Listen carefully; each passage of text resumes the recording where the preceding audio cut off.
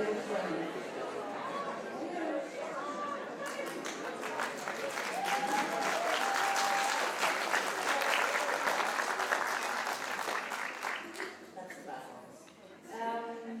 you so much for being here this evening. It's hard to believe a few months ago we were talking about it and we're here.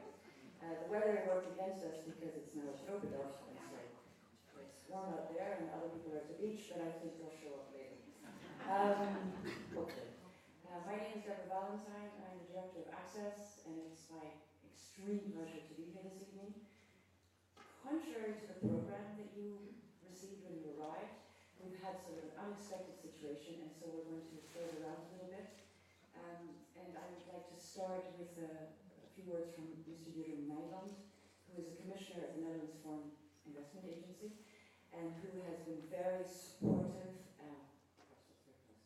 and has been incredibly encouraging in the work we do. And what gives us energy is to know that the importance of the personal and the soft factors of people who come to relocate are just as important as the hard formal factors.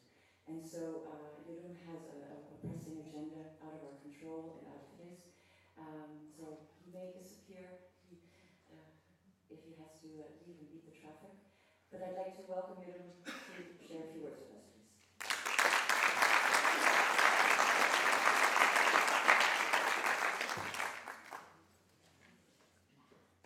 Thank you very much, Deborah, for your kind words and for the fact that you graciously adapted the program, allowing me to be here with you and share some words, because I really want to be here. And you may wonder, why am I here as a person representing the Netherlands Foreign Investment Agency? Well, we have almost something in common. You are having your birthday party. We are not, but we are close. We are close. We are close to our 40th anniversary. You are celebrating your 30th anniversary. We are almost celebrating our 40th anniversary. But we do have something in common, and that is that we both want to take care of foreigners and want to make them feel at home in our country. We are doing this for persons. We are doing this for foreign businesses.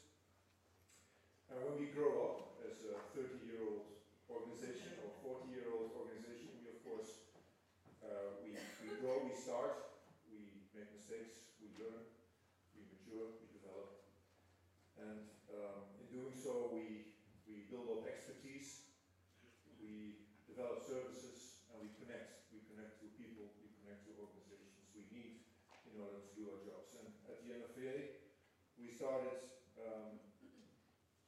40 years ago with stressing the hard factors, if I may use your idiom you just used. Hard factors, learning about, sharing about, telling about our ports, our airports, our seaports, our railways, our highways, our tax system, our grants and subsidies. We develop expertise on this. We develop services on this, and we connected to persons and organizations about this. So when we grew up, what did we learn? We learned that the soft factors, as you call them, are really much more important than a lot of other persons, people thought. Not you, Access, but the rest of the world didn't get that fast. So this is what we learned, and it's much more important than we thought. It's much more important because also employers are competing for talent, which means that if they decide about their location, where to locate, they also need to take into account whether their people can be happy in that country, whether their people can enjoy good quality of life, healthcare, education in that country. Which also means that it's important for us at the NFVA. It also matters much more because of the sheer developments in internationalization. I mean, if you compare that 4 years ago, the amount of international employees has grown with more than 50% in our country, that the amount of international students has grown with 75%, that the amount of international employers has grown with more than 100%. This just illustrates the importance of this factor. So when we start and grow, when we make mistakes and when we learn, how do we develop? We develop by now creating this expertise on these soft factors. We develop services about these soft factors, and we connect. And this is actually the reason why I really want to be here, because I want to connect with you, with your community, with your expertise, with your networks, with your services. I'm very happy with what you are doing in our country. I'm also very happy to learn that increasingly you find your way to link yourself with the expert centers we have in the country, in Utrecht, in The Hague, and recently also in Amsterdam. I'm very happy with that. I find that a very encouraging development. So I consider Access, as you are now your birthday party, major partner in our further development. And therefore I'm extremely grateful to be here and to share these words with you. I explained about how we grew up, what we learned, and how we matured. I will not speak about how Access matured and developed, but I don't need to tell myself because there is a small booklet written about that. It's right here, and everybody will receive this at the end of this event. It's somewhere out there. And it's fun to read all this, and I must say that I think that when reading this, you must feel very proud of your birthday party. I wish you a happy birthday party and good luck for your future growth. Thank you very much.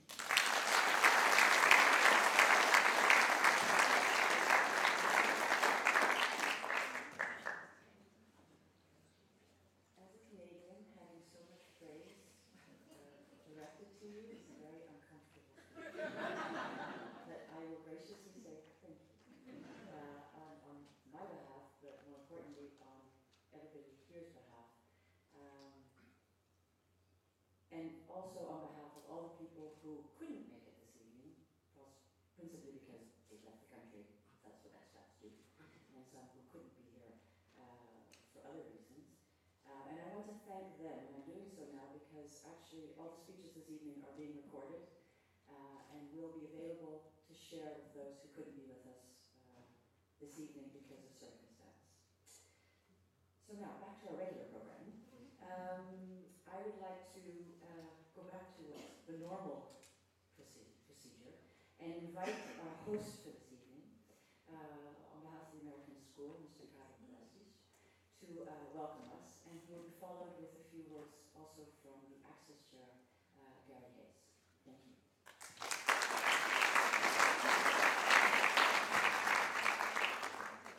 Good evening, everyone.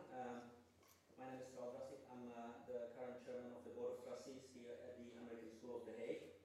I would like to welcome you to our school, those that are new, for whom this is the first time here at the school, but also welcome back those who have been involved with us over the past year. I think it's also great that Mr. Nijland was able to come here and basically show that what you do as organization is very relevant and important for the investment community or also the government here in the Netherlands. I think we are quite honored that we are able to host you here at ASH because this is where it all began. I think 30 years ago, that's where the idea for access, for the service to the expert community really originated. So this is really an honor for us to host you here. And I think the fact that it started here at ASH, I wasn't here at the time, but it doesn't really surprise me. I don't think it's a coincidence. You see, ASH is not just a school. We have maybe 70 plus nationalities here represented at school. That's lots of expert families. And it's not only about education, it is really, we look at ASH as a kind of a community center for the expert families here in the area. And there are many different programs, initiatives, and events that are being organized by volunteers here. And really, the aim is to help new families that come here to transition smoothly, to adjust to the life in the Netherlands, and then help them cope with the life in the Netherlands, make them feel welcome, make them feel comfortable, really, make them find a home away from home here. And I think from there it makes only sense to take these ideas and roll them out, on a different level, regionally or even nationwide. So this is really something that makes sense to me, and I think you have done a great job over the last 30 years or so, because the number of foreigners, expats, companies coming into Netherlands is increasing. We can see it here at ASH as well. 30 years ago, we were probably a school of a few hundred students, and over the years, the demand for education from new families moving in here has been growing. Today, we have 1,200 plus students.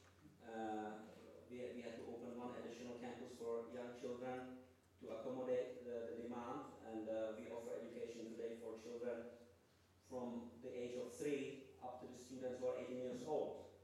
And increasingly what we see is that when our students graduate here when they are 18, some of them actually decide to stay in the Netherlands. I guess they feel comfortable here, they enroll in local universities and they pursue degrees that are being offered in English here. So I think that's really a testament, and you should take some credit for that, really Netherlands is a place where expats feel welcome and feel comfortable. I can also speak from my personal experience. I've spent more than half of my life in foreign countries, in Asia, in Europe, in America. I've been here for 8 years now in the Netherlands, and this is actually the longest I've ever lived in one country. So I guess that's it to go. So really thank you very much for the excellent service you have been providing to the expat community in the Netherlands, and I hope you will enjoy the party.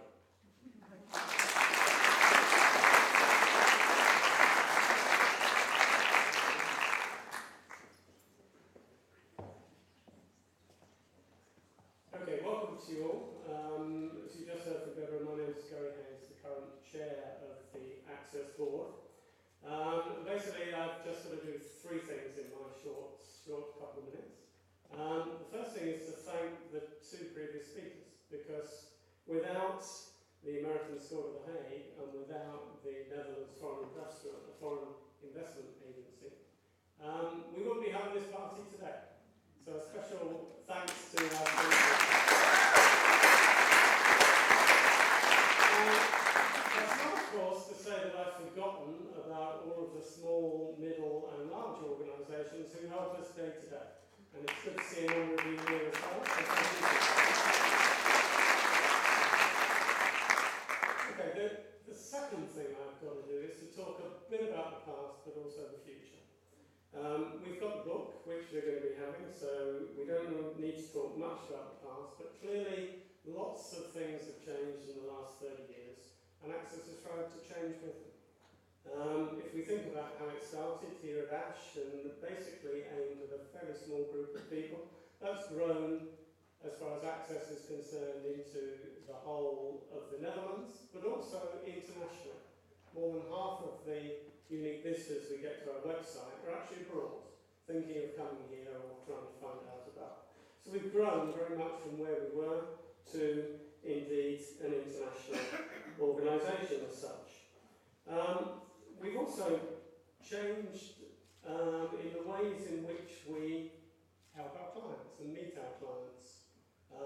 We've gone, indeed, from the original face-to-face of a small group in the Hague, to indeed, for example, collaborations with Keynotes. You heard a previous speaker talk about that, because 5 or 6 years ago we entered into a collaboration with The Hague, whereby we help them indeed with their international centre, their expat centre, and we've developed this into, indeed, Utrecht, into Amsterdam. We'll be shortly starting in Leiden. And this is, again, another way in which we can bring information to individuals through this. And looking forward, we're also looking at other ways in which we can come into contact with potential clients and help them. And one of the ways is, indeed, by entering into collaborations with the employers of internationals or expats. You'll be hearing more about this, but this is called the pension programme, where indeed we enter into a collaboration in similar way in which we've done with communities, but also then with employers of internationals to help them, give them the information they need to help them come to the Netherlands. And indeed, our first such collaboration is with CB&I, who are also here today. So that's sort of looking to the future, looking to other ways in which the world is changing and the way in which we can help. But that brings me to the third topic, and that's indeed volunteers themselves. There's one thing that hasn't changed in the 30 years, and that's that we're a volunteer-based organisation, which makes us special. And it doesn't just make us special because of the structure of being volunteers. One of the things that hasn't changed, that we've noticed, however much information there is on internet or wherever, is that people enjoy talking to people who have been through similar experiences. And that's something that really hasn't changed. But the important thing about Access isn't the structure that we're volunteers, it's about the volunteers themselves and how they make Access what it is. And this was brought home to me by an email I saw from one of our previous volunteers who couldn't be here today, but talked about how he felt in his time, together with a couple of people we worked with then, how he'd saved Access. And I thought, what do you mean saved Access? But then I thought, actually, all of our volunteers have saved Access. All of our volunteers have some sort of story about the time they saved Access in one way or another, about the time they helped Access be a success, about the time when they jumped in to help someone who needed help. And it's the volunteers that make us the success after 30 years and will ensure that we go on into the future. And so that actually, for me, is what today is all about. It's to say thank you to the volunteers, past and present, for the 30 years of a successful organisation, and we'll be looking forward to the future as well, for hopefully a number of years since. And there's one volunteer that my current board has insisted that I say a thank you to, because she's been the one, together with her team, who have made this happen. So you've seen her a couple of times already, but my board felt very strongly, Deborah, even though you're Canadian and Irish and Dutch, from what I remember, nevertheless I would like to offer you a bunch of flowers as we're in Holland to say thank you for helping me.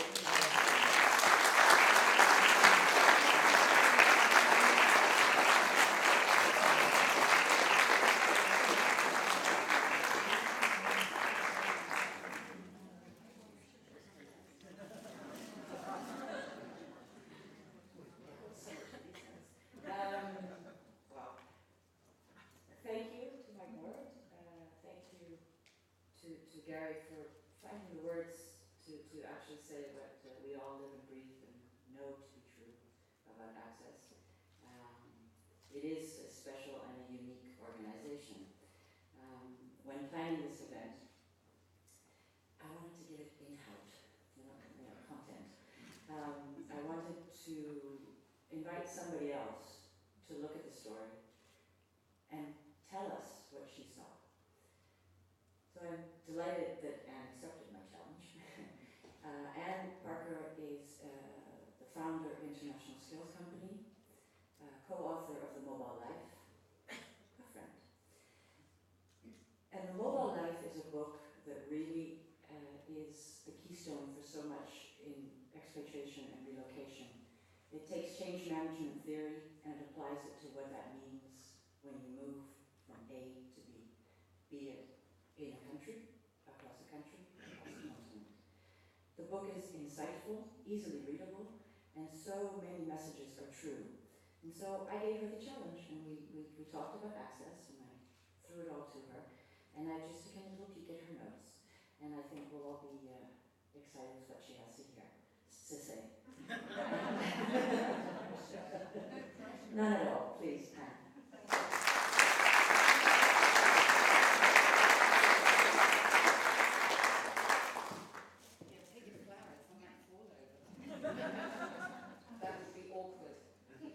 Hello, yes, I am Anne. That was a stressful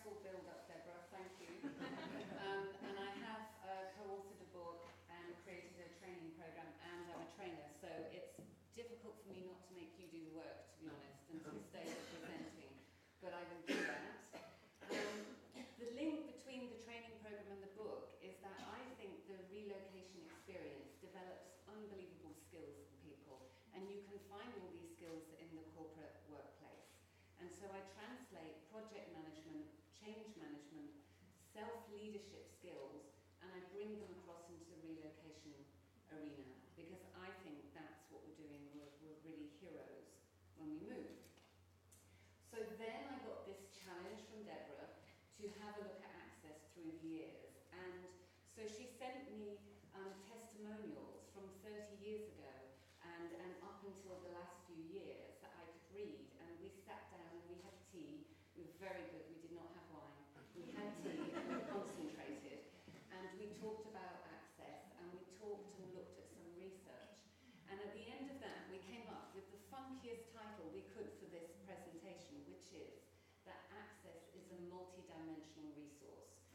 And I like that because there's a Star Trek type factor to it, which links totally with what Gary was saying about a future focus.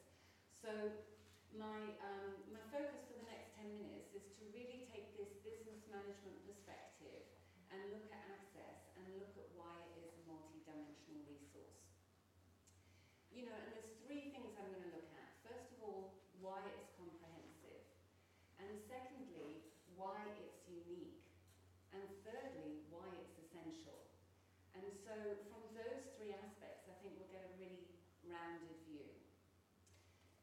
So if I have a look at the comprehensive nature of access, I mean, absolutely, it started 30 years ago here in the American School in The Hague, and it was because there was a need for internationals to get support around adaptation issues, and that they were struggling.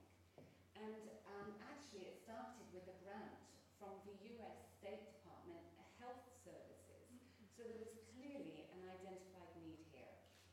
And so the counselling service network was set up, where anybody, an international or their partner, could ring to talk about the challenges that they had and really have mental health professional support provided to them, which I think is a massive modern step if you think about that 30 years ago.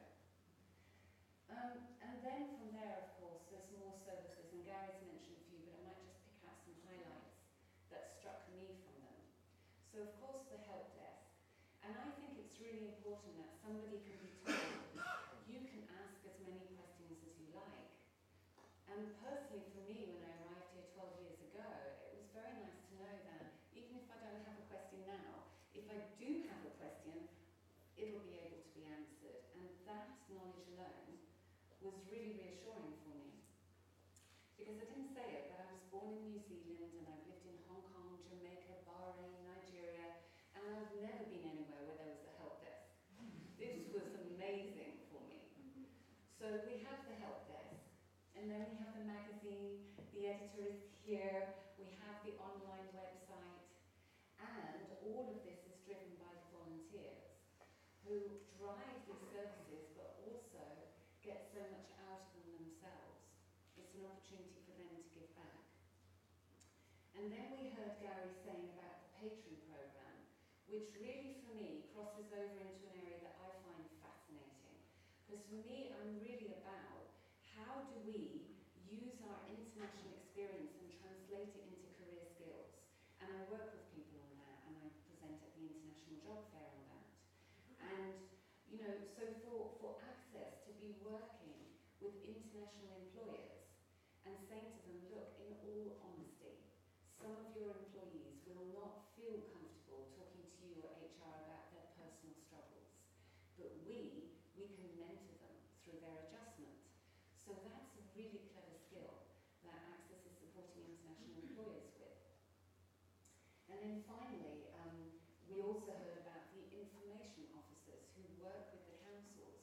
And I'm really struck with how Access has got so close now to the councils and to formal support services so that they can make our cities attractive for internationals moving here, and that they're a friendly face to face when people arrive.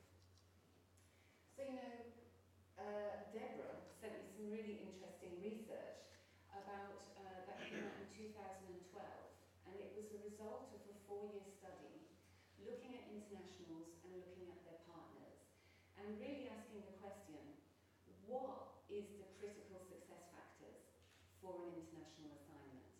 And they really identified, of course, practical help, and they identified social support. All of this is crucial. But in the end, they said there is 2 key success factors that make the difference. And the first one they said is that internationals get support with adaptation as a whole. And secondly, really interestingly, they said that secondly, people need to have the ability to move their identity and make it portable so that they can go to a new country and still be them and still feel strong in a new environment. And when I look over all the services that Access offer, I see really clearly that they are focused time and again on those 2 skills, adaptation support and rebuilding your identity. So that's the comprehensive stuff. Deborah, I think that went well. I think I've got that one down. So we'll move now on to unique. We're on a roll now. So unique. I've got 3 facts here that for me really stood out. And the first one is the mission of Access, to serve the international community. That's a really deeply valued mission. And secondly, that Access is run by expats for expats. So that tells you these are committed people who care, who have been through the relocation and adjustment experience themselves and think, mate, that was hard, and I want to help other people get through it so they don't have to suffer what I did, or they get the support I get. I think that's really valuable. And then it took me a while to come up with this line, but then I thought about, how do people access access? And I came up with, of course, we have the face-to-face, and we have phone, and of course online. So this is really, in this day and age, a very comprehensive way of getting support from the service. So just to pull the uniqueness to a couple of the services that Access offer, you know, the counselling service, what I'm really struck with there, and what I hear a lot in my training programs, is that people are so relieved to find out that this is a normal process to go through, and that their experiences are actually normal, and that this is what you can expect when going through this amount of personal change. And I think, you know, that the service is also giving them, through Access, the message that you're not alone at all, and that giving them really a sense of hope and a message of hope. That to me is very unique through a professional counselling service.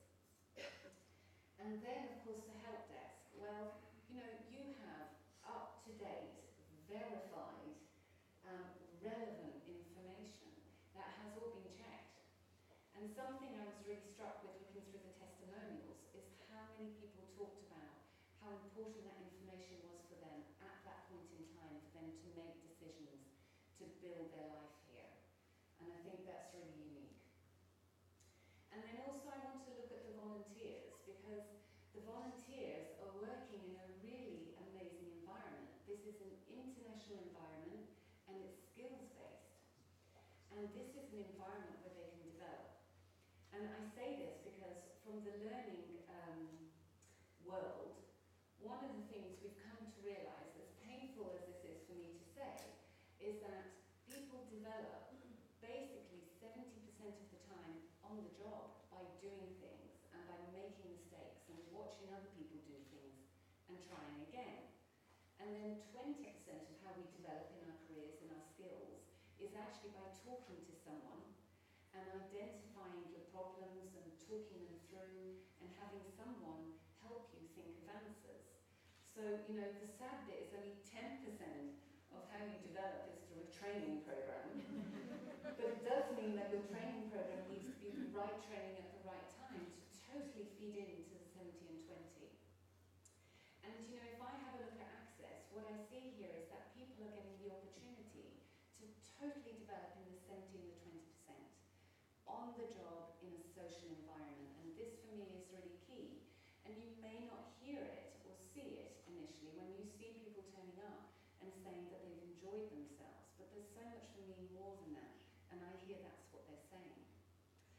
And there was some research, again at Deborah sent me, thank you, from Moving Worlds, which is an international volunteer organisation, and it looks at the impact of volunteering in an international skills-based environment.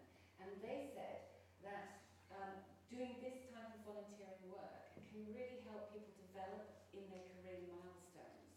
So it can help them to define what their career calling is, that they develop key skills around that, and thirdly, that they stand out in an interview. And one of the key research facts I loved was that they did a lot of research and asked hiring managers, and 85% of hiring managers said that they were more likely to choose someone into their team if they had this type of international skills-based volunteering experience. So for me, I thought this is really key, what Access is offering, and I should actually change it to unique, what Access is offering. So then we'll move on to the last one, which is the essential. And here, I thought it would be easier if we have a look at the words of the people who have been helped and supported by Access. So here's my first one, and this one says, Access was a crucial stepping stone between further education and employment, providing me with valuable and fully rounded combination of skills that have impressed potential future employers when applying for jobs. So of course that for me really links with what we've just been talking about. But I look as well and I see that what I'm hearing here is someone who said, I got the opportunity to not only talk about adaptation, support people on adaptation, but then get the language that I could use in a job interview and a CV around it. That actually when people relocate, they're in for a massive challenge. We have a modern day explorer, and it's 24/7, and you can't go home. It requires skills in you that you may not have known you had, but that employers really want to hear about. So I really love that one. I've got three more. Next, Access is extremely important to me. It is a lifeline, interesting, yeah, this is important, lifeline in meeting other people and making new friends. Now for me, when I read that, the thing that struck me is, why are friends important? And again, it links to that identity question, that friends know you, and they forgive you your foibles, and they see your strengths, and they see who you are. And it's really important for your identity that not only can you hold on to who you are, but that others reflect that back to you. And what I see here is someone saying, I met new people, I made new friends, and they saw me, and I kept my identity. So, next one. Access allows you to serve a community, and by doing so, one gets to use the best in oneself. And for me, why I like that, because of course we know that volunteering is something that allows you to be the best in yourself, but there's something underneath that, which is about human motivation. When you are being the best in yourself, you are not surviving life in the Netherlands at all anymore. And if you think about Maslow's hierarchy of needs, where he looked at this order of needs that need to be met, his first three levels were really survival needs. We need them. But the top level of needs that he identified was when people get to develop to the best of their potential. And what I hear from this person is that they are being the best they can be in life.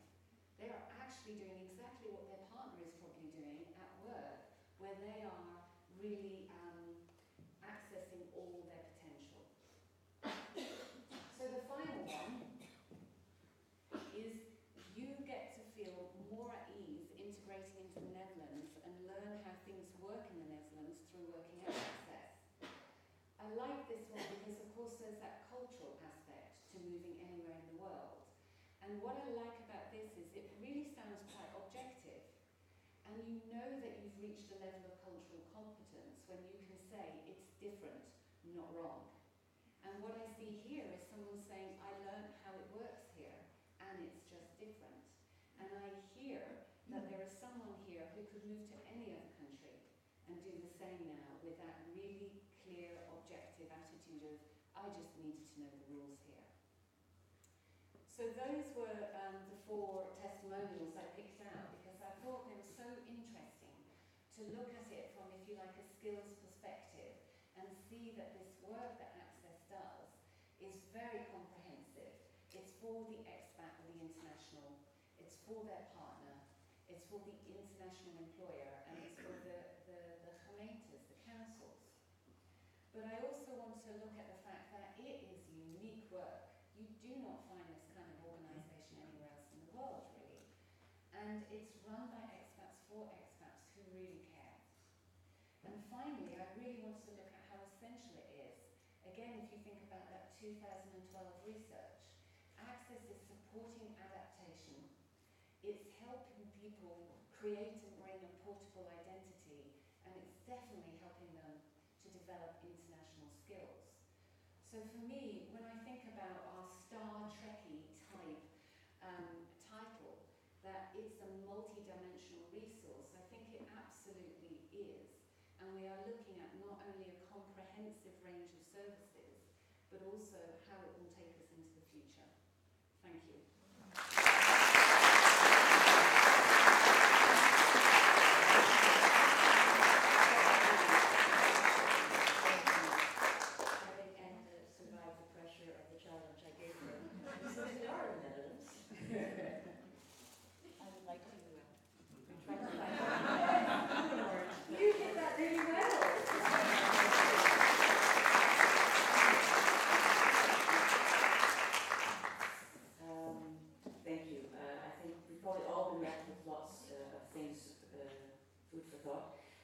I would also like to take this opportunity to thank Leslie and her team for all the support that I see you, I can't quite find the rest of the team, for all the support you've given us, and so I have some flowers for your office as well.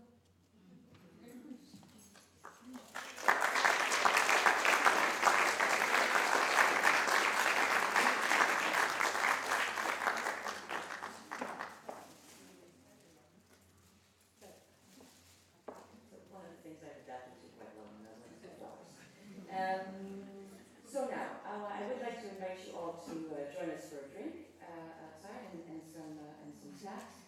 There's also an opportunity to view the expat Impressions of the Hague exhibit, which is along the corridor as you get towards the drink, so you might have to get a drink and come back.